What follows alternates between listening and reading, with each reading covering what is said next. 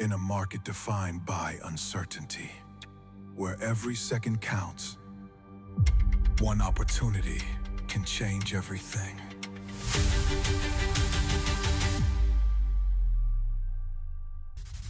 Are you ready to make your move?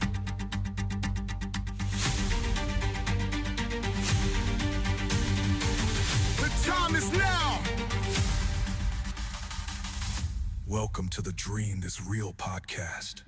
Hello, and thanks for tuning in to The Dream is Real. This is the place if you're looking to buy, sell, invest, or advance your career in New York real estate. Before we get started, make sure that you like, share, subscribe, turn on those notifications. Don't want you to miss a thing as we keep bringing you great episodes. Today is no different. I am here with Lori Miller of LGC Interior Designs. Lori, thanks for joining us today. Thank you so much for having me. It's a pleasure. Awesome. So I'm excited to hear about you, about how you got started. I know prior we were talking, you're very passionate about what you do. How did you get into the interior design space? So a little bit of an interesting path, but not quite crazy. I was an artist, and when I went to college, I had a professor who said, nope, you can't draw. You're not good at it, even though I won awards. I went into psychology. You were an artist, yet a professor told you that Correct. you can't draw. Correct. So I went into psychology instead. I had an amazing career, and while I was there, I met my then husband. We bought our first house. Within 9 months, we sold our first house, made some money, bought our second house, did a complete renovation. I ended up working at a wallpaper store, found my insane passion, and continued on the journey, went back to school, worked for everybody else, had a great career, and I had a professor in interior design school who said you should really hang out a shingle. So after working for everyone else, I hung out my shingle, and it was, I just really stepped into my path. Wow. So you look at two scenarios where a professor, somebody who is really supposed to guide you, motivate you, move you forward. One Exactly. told you that you couldn't do what I'm sure you were very passionate about, and then one that says, hey, you need to go out and do something on your own. What does that say for how we can impact one another, especially in the role of a professor, teacher, mentor? Yeah, so I think it's really, really important to encourage people and use whatever strengths they have and not knock them down, because who are you to tell them they can't fulfill their dreams? Right. You know, whether you're an expert or not, that person still may have that passion and that drive, and that could get them everywhere. You know, we see that with some of the greatest, Leonardo da Vinci, or, they were all told, like, you can't do this, or, and then they end up being successful after they pass away. How many people quit before they even start because of what somebody else says? I'm sure there's a lot. A lot. I'm sure there's a but lot. almost every great story, which I'm sure you're building, and you're in the midst of your own. That's right. Goes with the pushback. You can't listen to what other people say. You just can't. So why did you go into psychology?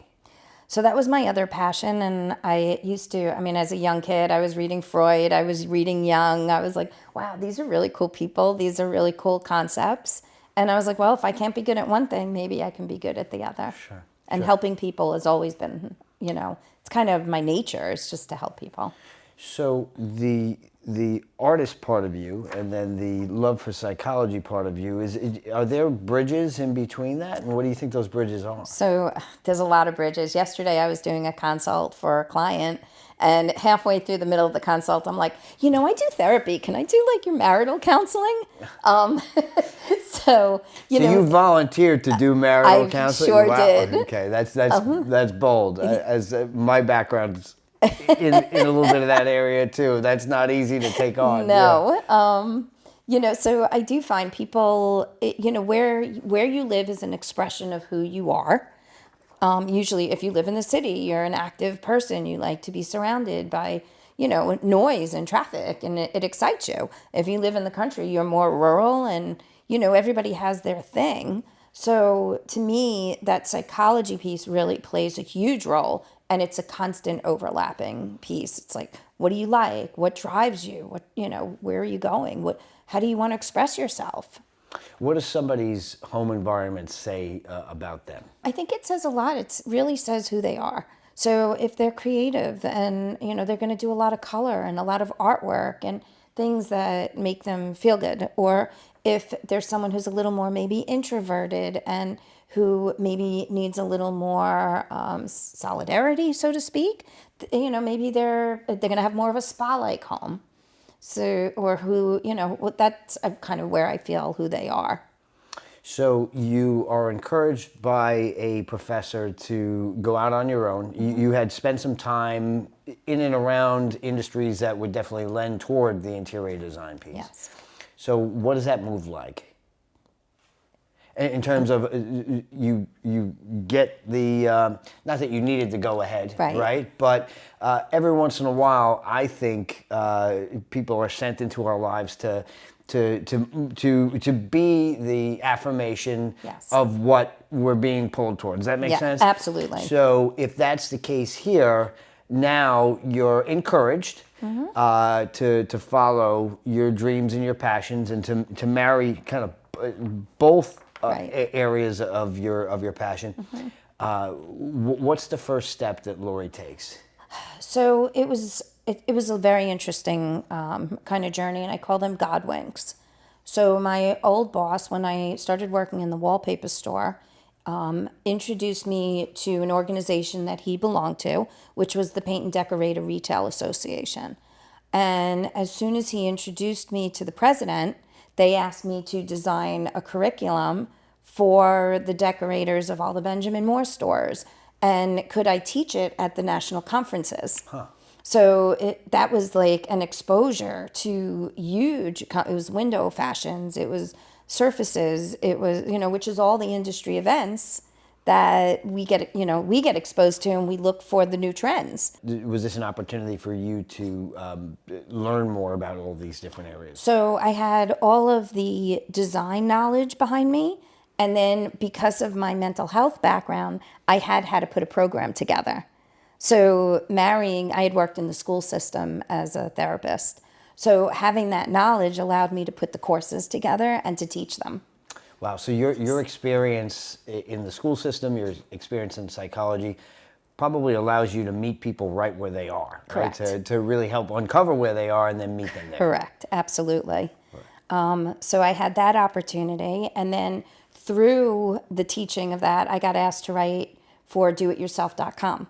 So now I was writing for the first blogs, so far back in 97 or 98. Sure. So I was getting paid to write for our industry and be a blogger, which was so cool. So I knew that I was on the right path, and all of these things were great.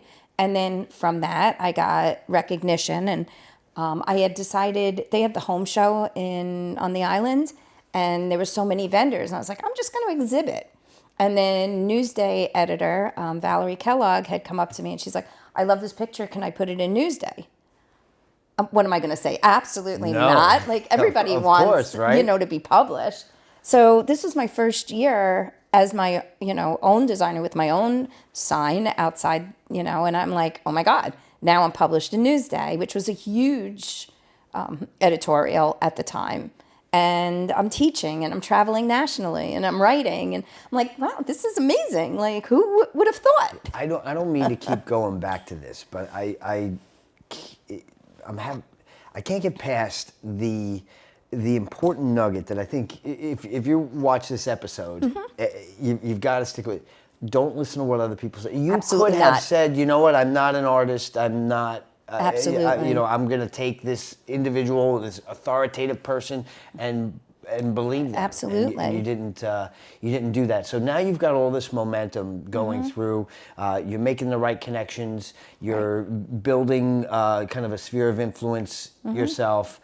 Where does the business take off from there, as far as to where you are today? I mean, it really took off at that point, but then I had a lot of learning to do. And that was in being a business person, right? Because I want to make people feel good, and I love what I do. Right. So why not give it away for free? Sure. So, and you can't run a business for free because you have to pay rent, you have to pay employees, you have to understand the government, you have to learn all of these things. So that became a huge challenge. And I hired and worked with a lot of coaches, I have one mentor in our industry, and she's in real estate, and I went to her and I'm like, I'm really struggling here. What do I do? And she sent me to a program called Landmark, which is not a self-help, but it's also it's almost like a Tony Robbins type thing. Okay. So I go to Landmark, and I went to Tony Robbins, and you walk on fire and you do these things and you learn. It's a process, and it's always growing. It's always growing, and always in the background, I'm like, all right, maybe it's not good enough. Maybe it's not good enough. Is that window treatment straight enough? So it's a practice. So to what extent not being, I don't want to say not being content, but always wanting, let's say, always wanting to do better, Right.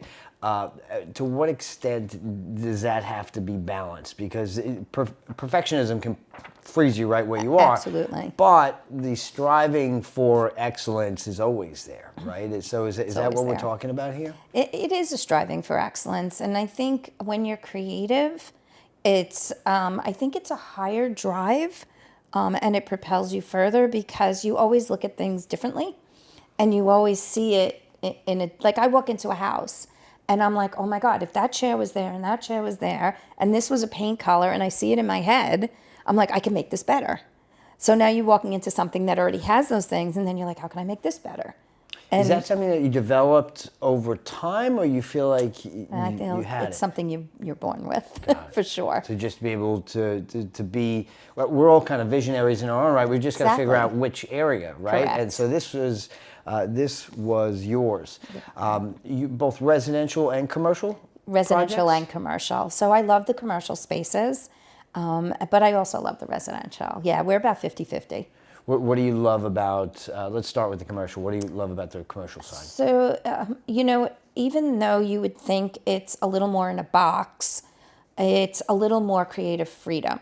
So the business owner really doesn't have time to spend and say, well, I would like that tile and I want to go shopping. And Is it a little less personal as the house? definitely less personal. In this context? Yeah. Okay. You're dealing with more of a brand, and you're taking that brand and giving the brand an identity. Sure. As opposed to a person. Yeah, it's not like this and is how developing my mother had this type of cabinet, her mother had this type of cabinet, and this is where I keep my precious moments. It's not that. No, right? it's not Got it. that. Okay. Yeah. Got it. So on the residential side, Mm-hmm. one of the things you said, you love bringing positivity. You said that do. earlier. What do you love about the residential projects? They're so personal, and every one is so different. And I say me because I have a team that I work with. And we don't bring a cookie cutter approach to the project. We take the space, and whether it's a $35 million penthouse in Tribeca, that's very different than a Victorian farmhouse that you're seeing out east. So we take those concepts and the design, and then we sit and we do an in-depth interview, get your personality, see what's important to you. How do you live? Are there things that, like you said, your grandmother's china, or, are the things that you're taking with you that have to be incorporated? And then if it is your grandmother's china, how do you incorporate that in a $38 million penthouse? Right. It's not that their preferences are disqualifiers. Correct. It's working with the clay that you have. Exactly. Okay, got it. Exactly. And that's a challenge. So give me a sense of what that assessment is like. You're sitting across from someone. What are some of the questions that you're asking them? So it's funny. I usually ask what clothes they wear. Really? Yep. Why? Because color and style will dictate your clothing. Are you more traditional? Do you wear like your lace-up collar? Are you bold, right? For a man, like what's in your suits? Are you wearing fancy socks? Are you, like, where's your taste going? We ask for, whether it's Pinterest or House or magazine pictures, because depending on your age, your comfortability, where do you get your inspiration from? What TV shows? Are you right-handed or are you left-handed? Do you have kids? Do you have dogs? Do you have cats? Are you entertaining a lot? I mean, these are big things, because if you're entertaining, you need to have space and you need to have areas to entertain. So we really get into the nitty-gritty of how you live. So this isn't, I've got what's trending here, and let's fit what's trending into your space. Absolutely not. You used a term before called well design. This is prior to us taping here. let's dive into the concept of well design, because I don't know if Absolutely. our audience has ever heard that term before. Okay. So COVID hit everybody. And even though we'd love to forget it, it's still a huge part of our existence. Anxiety is super high for people. And I just watched a TV show yesterday with Pink talking to mothers with kids who have anxiety and how the mothers handle their own anxiety. And now we talk about sustainability, which is pretty huge. We've been talking about that since like the early 80s, late 70s with, the off-gassing and the chemicals and the paints. And we want our home to be toxic free, of course. Right.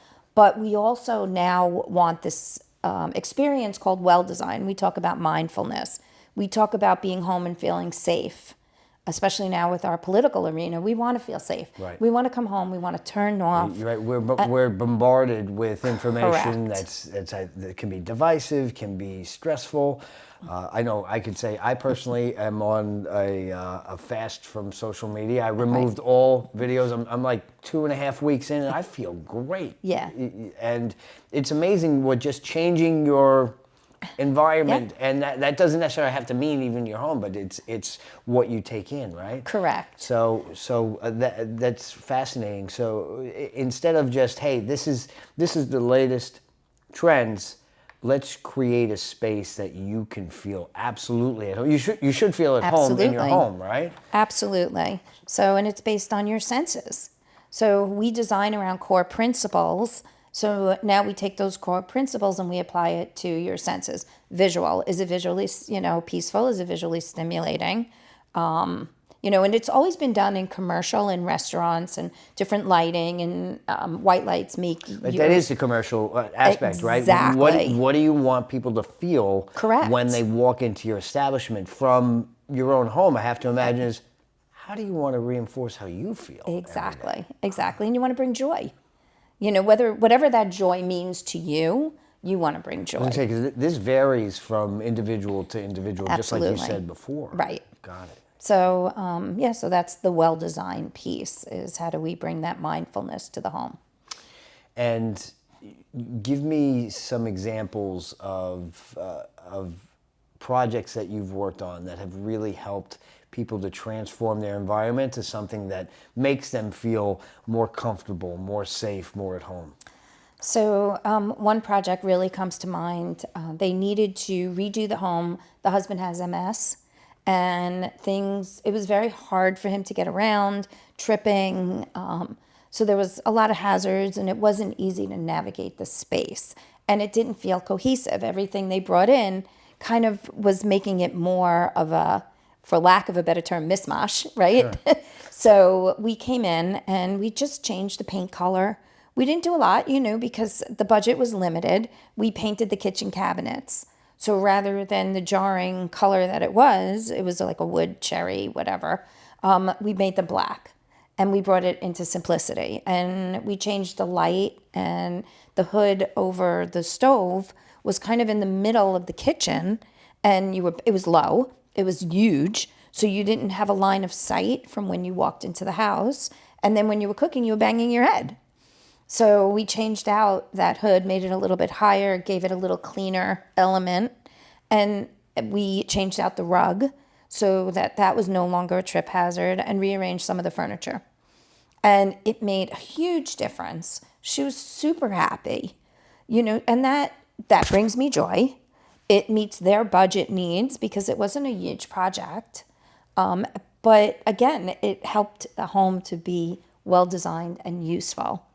So they're dealing with the pressures of being at home and healing, and Exactly. and you're able to come in and what do you think that did for them, being able to change their environment in a way that made it more conducive to their everyday life, and to do it within a way that wasn't too taxing on them? Right. So I know from the homeowner that it changed the relationship with the kids, because they they weren't fighting anymore, the husband and wife, right? Because it made it simpler for him, so the agitation wasn't there. Because imagine, you're frustrated, you can barely walk, Sure. and now you can't navigate your home.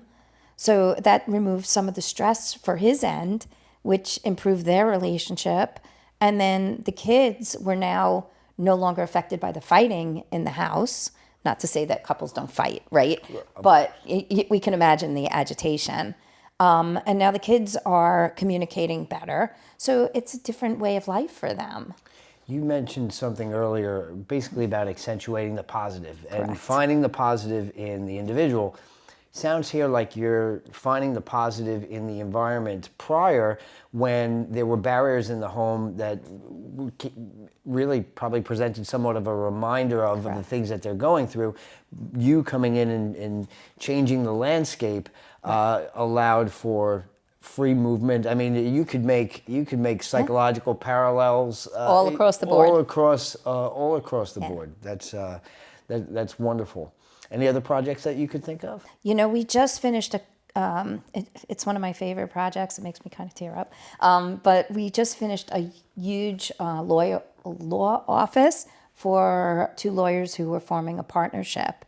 And it was funny because they kept asking for a designer. They couldn't find one. And then finally someone referred us.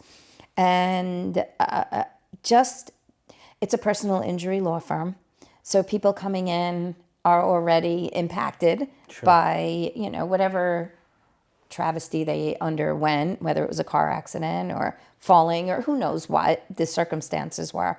And when you walk in, the space is so grounded and it's so clean, and you just feel it's warm and you feel taken care of, but you also, you're not bombarded by a lot of information at once.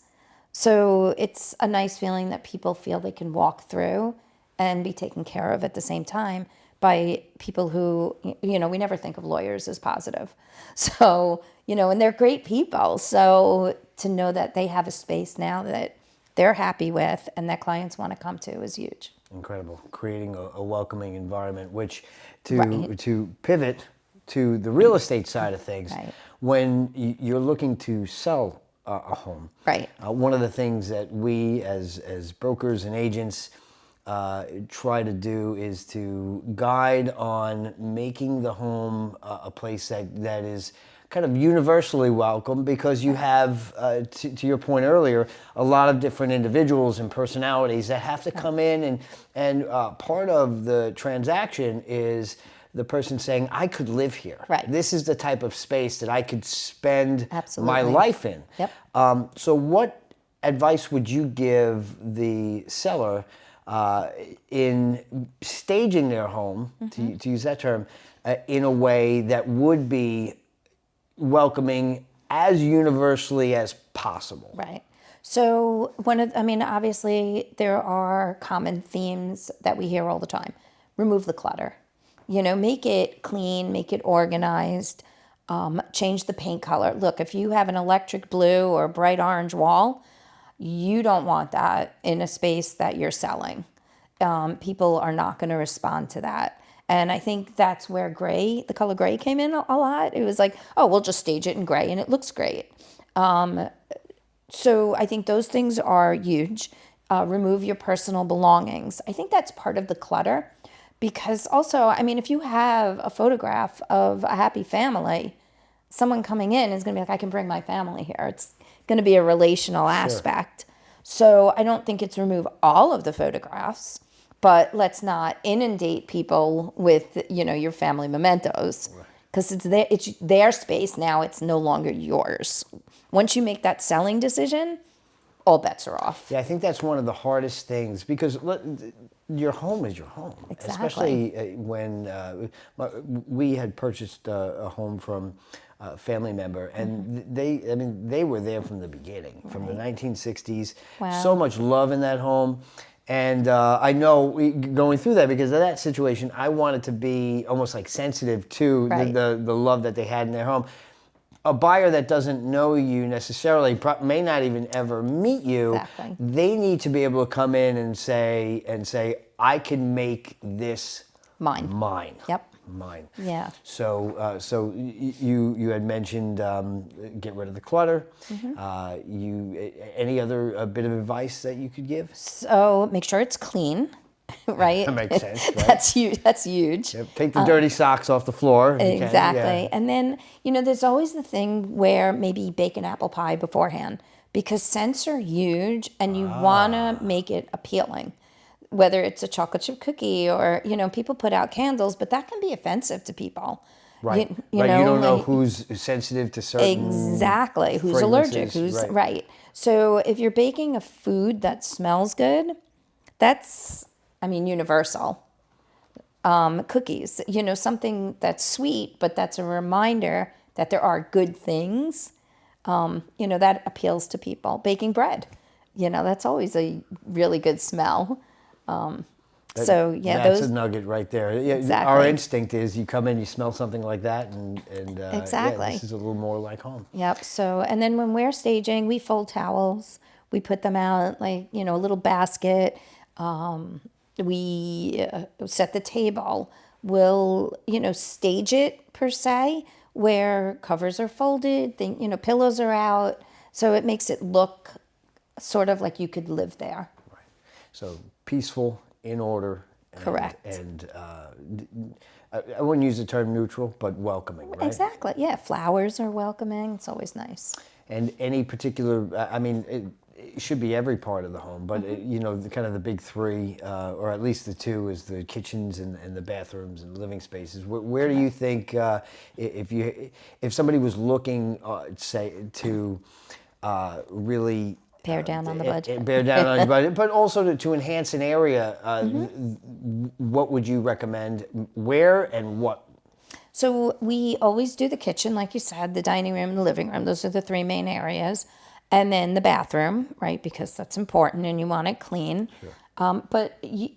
It could either be a kid's bedroom or an office and then the primary bedroom, because that's the main areas that, if you see a kid's bedroom and it's a family, that's always welcome. It's like, oh, I could see my kid there. Very broad question, but any other bit of advice from your years of expertise that you would give to our audience, kind of understanding where they're coming from? I would make a list of priorities when either you're looking or you're, renovating or building. What are your priorities? What do you really want?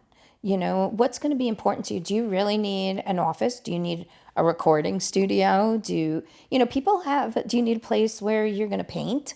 So those things are where you're going to put your money. And houses are expensive, furniture is expensive. Nothing's inexpensive these days. So if you're going to start out, then really list what's important to you and where you're going to spend your most time. And then the other rooms can fall by you can do them in 5 years. You can do them in 3 years. You can do them after you move in. But once you move in, you need to sleep somewhere because you're not sleeping on the floor. And, you really want to cook more than, unless you want to eat out, but then you need a table if you're bringing in, so. Well, it seems like your expertise would be incredibly valuable to somebody who's staying in their home forever or somebody who's looking to sell. And if you're looking to buy a home, of course, we can help with that. But then give you a call so that they can make it their own. How can our audience get in touch with you? So I'll share, not on Instagram. I will share that I've been hacked twice. But I have the website. It's LGC Interior Design. And I'm pretty much all over. So if you just Google LGC Interior Design, we should pop up. Awesome. Lori, thank you thank for you so joining much. us today. And thank you for tuning in as well. This is the Dream is Real podcast. If you want to find us on Instagram or TikTok, go to @DreamSelectRealty. On X, it's @DreamSelectHome. If you want to be part of the program, just email us at hometeam@DreamSelectRealty.com. Like, share, subscribe. We'll see you next time. And just remember, the dream is real.